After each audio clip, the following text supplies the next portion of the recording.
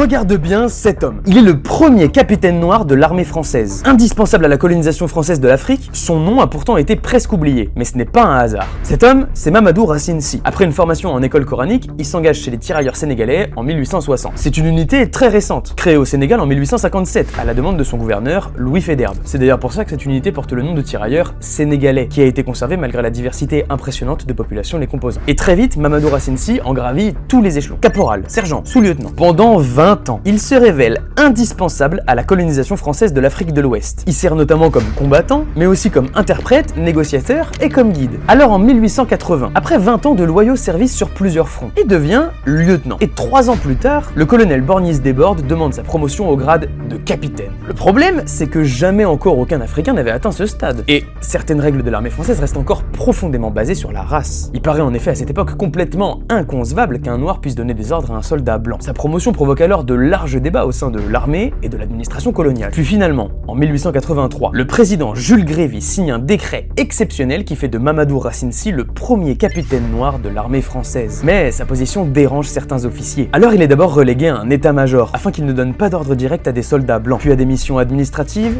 de diplomates, d'interprètes ou de commandes de postes militaires. Il meurt après 40 ans de service, en 1902, après avoir été décoré de la Légion d'honneur et tandis qu'il participait au recrutement de travailleurs pour le chemin de fer colonial. Et puis après sa mort, eh bien c'est le double oubli. En France, on célèbre davantage les officiers blancs qui ont construit l'Empire. Et les tirailleurs, qu'ils soient volontaires ou non, passent au second plan dans le roman national. Au Sénégal, sa mémoire dérange aussi. Contrairement aux résistants coloniaux ou aux tirailleurs conscrits de force, Mamadou Racine Sy a choisi de servir la puissance qui colonisait une grande partie de l'Afrique de l'Ouest. Je te laisserai le soin d'écrire la morale de cette histoire en commentaire.